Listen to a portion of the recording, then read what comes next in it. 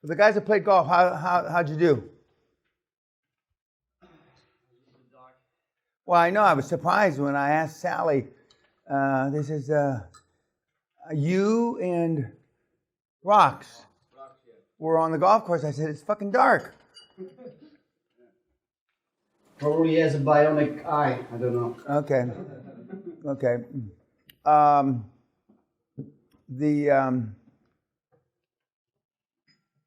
I'd be surprised. The greens, I don't think, are cut the last couple of days, so I would imagine the greens didn't roll too well. But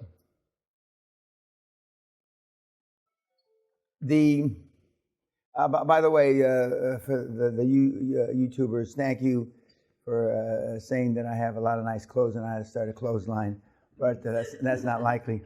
But I do have a lot of clothes. When I was, I think it was a Spike TV or A&E TV, when we were pitching the reality show, so far unsuccessfully, I might add, they asked me, what are two things, what are the things, if any, high-performance people, they think that we don't, regular Joes. No offense to Joes, but no, what are regular Joes? How do you think? How does Trump think? How does Mark Cuban think? And as opposed to us. And in the room, there were 5 women executives and 1 man executive, as I recall. But and I believe the women were senior to the guy. And so I thought real quickly, and I said, well, they. I mean, we dress differently. Guys like Mark Cuban wears jeans and T-shirts, but for the most part, the billionaire guys that I know all wear suits and blazers and stuff like that. And I named some of the guys that I know current day billionaires, and some of the old-time billionaires like Bunker Hunt and Ross Perot. Bunker Hunt's gone now, but Ross Perot, and they always wear suits.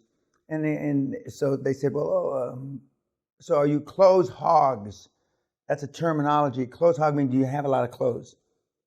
And I said, well, I can't speak for Cuban and these other guys, but I can speak for myself. Yeah, I have a lot of clothes. I have a couple hundred tailor-made suits, I don't know, 50 sports coats, 100 pair of slacks. So I was going through this. I have handmade socks. The only thing I don't have anymore is handmade underwear. Tailor-made. I think that's a waste of money. I also don't like tailor-made shirts the last 15 years because I think that's a waste of money too. In the old days, they used to put your initial here or here on the pocket.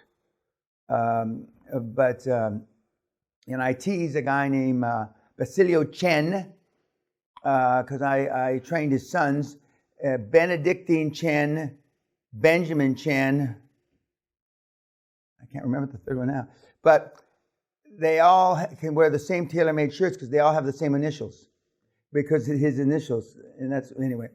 And so they said, oh, so you have tailor-made clothes? And I said, yeah. And I said, I have $1 to $2 million in clothes, at least, something like that. Then I mentioned the cars and said, and then he said, well, what do you know about business that we don't know?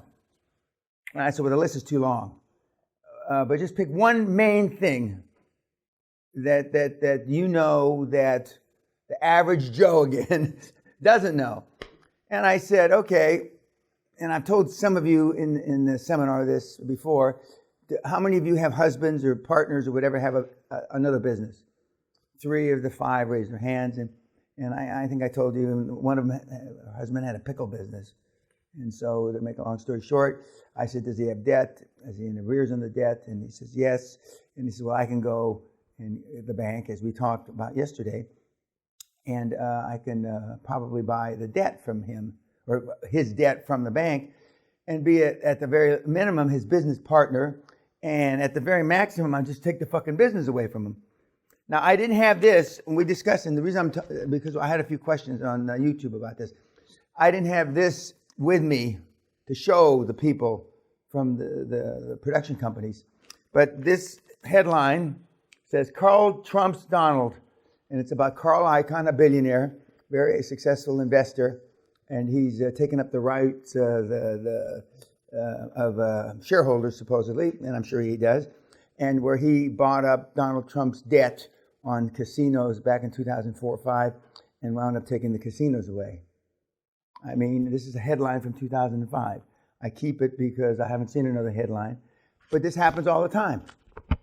And here at the seminar, YouTubers, we discuss it in some depth for some of the guys. In fact, one of the mentees that's here actually made me proud by actually calling or a bank, giving them information, calling the guy that had the debt that was in arrears.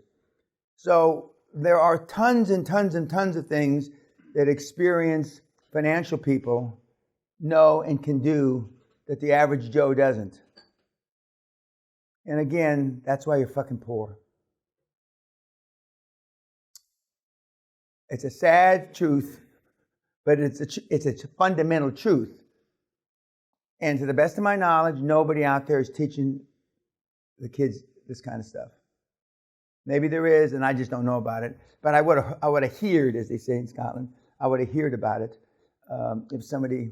But that's just one of the kinds of things that we talk about at the regular seminar, and we go into more depth about it here at the hardcore seminar. And and it's not that it's illegal, immoral, and unethical. You might think it's not right to be able to go in and buy a guy's debt away and take over his company, but irrespective of that, it's not against the law. It's not against the law. And remember, as long as it's moral, ethical, legal, and you're not hurting anybody's feelings on purpose, anything goes in QLA. And I assure you, those guys, and I think you listened to Edison, we'll talk about that later, last night when you ate in the pavilion, they have been doing things like this for 100, 150 years, and that's what differentiates the super, super mega wealthy high performers from everybody else. And I already made a comment, and I don't think I did it on YouTube. The fact that Donald Trump has only gotten 11 or 12 bankruptcies out of 30,000 transactions is a miracle. A fucking miracle. To have had 30,000 deals and only had used the bankruptcy laws 11, 12 times is a motherfucking miracle. He might be a financial god. That's impossible. I've done a few hundred and I've used the bankruptcy laws once. But I can't imagine doing over 30,000 and only done using the bankruptcy laws 11 or 12. And the bankruptcy laws are there to protect the shareholders, the financial institutions.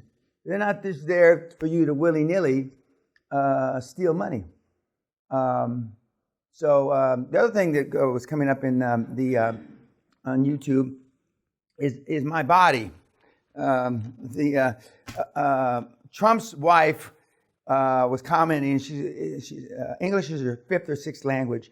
She made the comment about when they were talking about when she was a model, and they showed a picture of her a few weeks ago, naked, basically. Is this what you would want your first lady to look like? I said, yeah. That's what the fuck I said, you know. And so, but most of you are married to fat tubs of shit that got shoulders this wide and asses this big.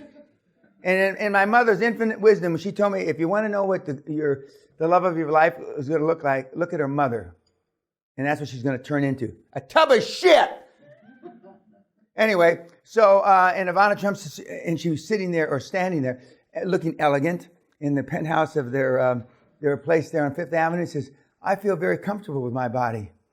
And I'm just thinking what all the fat hogs are thinking. Well, I mean, she does feel comfortable. And so somebody asked me how I felt about my body. Well, this was on the social media recently, and this is me.